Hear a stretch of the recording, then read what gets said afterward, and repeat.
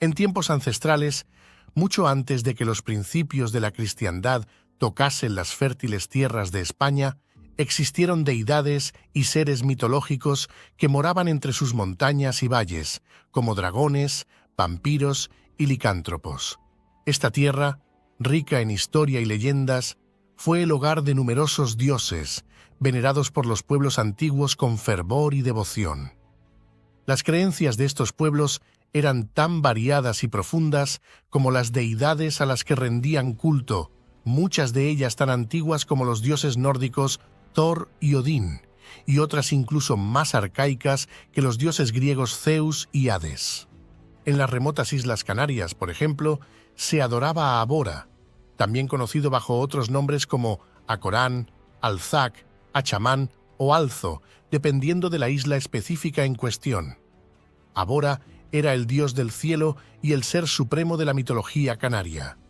Traducir su nombre es complicado, pero se piensa que podría significar el cielo, el celestial o el centelleante. Entre sus títulos se encontraban el que sustenta el universo, el que está en lo ardiente y en la lluvia, y el que sostiene el firmamento, o simplemente el espíritu que es. Algunas teorías sugieren que los diferentes nombres que recibía en cada isla podrían indicar a diversas deidades con roles similares, mientras que otras teorías postulan que se trata de un mismo dios reflejado en distintas tradiciones locales. Según la mitología, Abora creó a los primeros humanos a partir de agua y tierra, modelándolos con barro.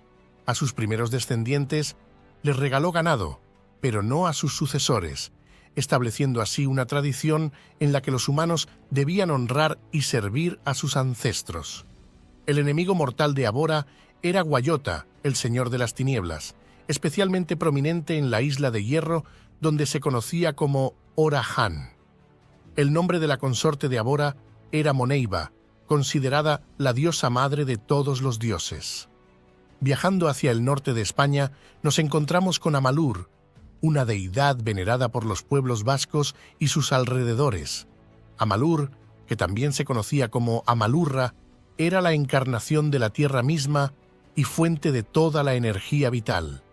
Esta diosa, de una antigüedad que precede incluso a la llegada de los pueblos indoeuropeos, podría haber visto descender del cielo al propio Zeus en tiempos en los que ya era una figura establecida en la mitología de la región. En el mismo territorio vasco, encontramos a Arconi, una diosa mucho más humilde, venerada como la diosa de los osos.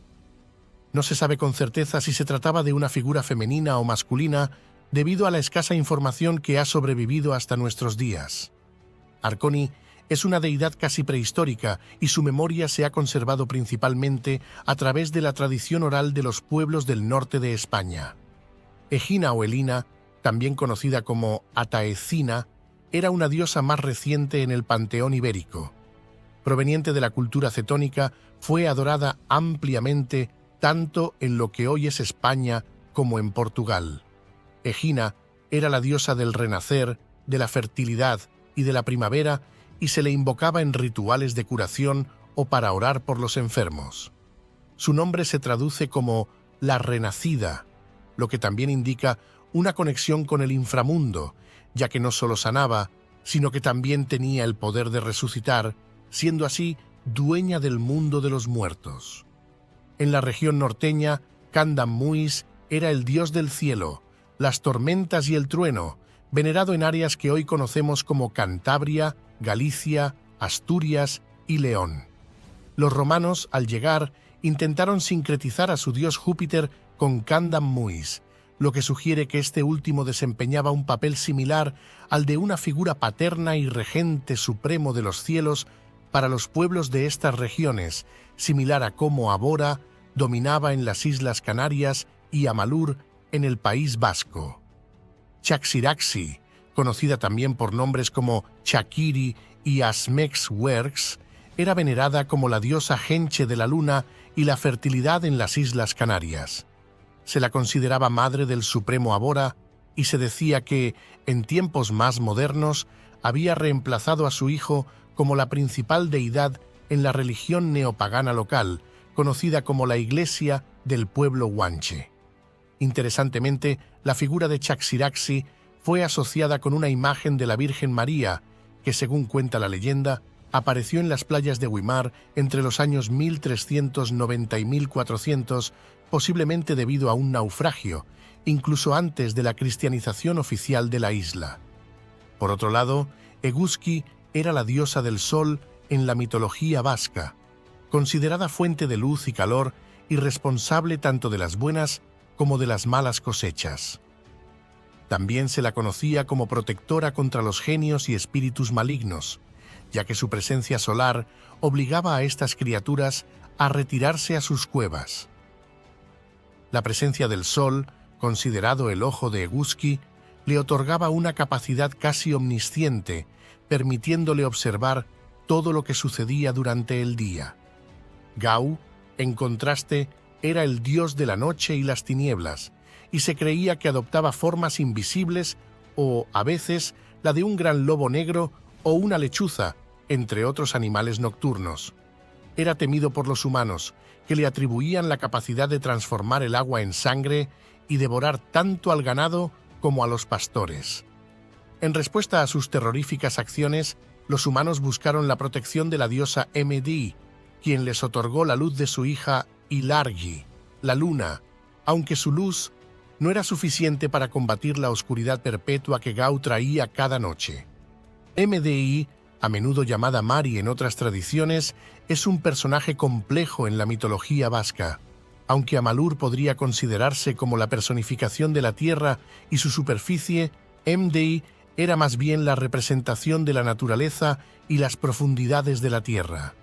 Residía en diversas cuevas y su principal santuario estaba ubicado en una cueva en la impresionante pared vertical este de Amboto.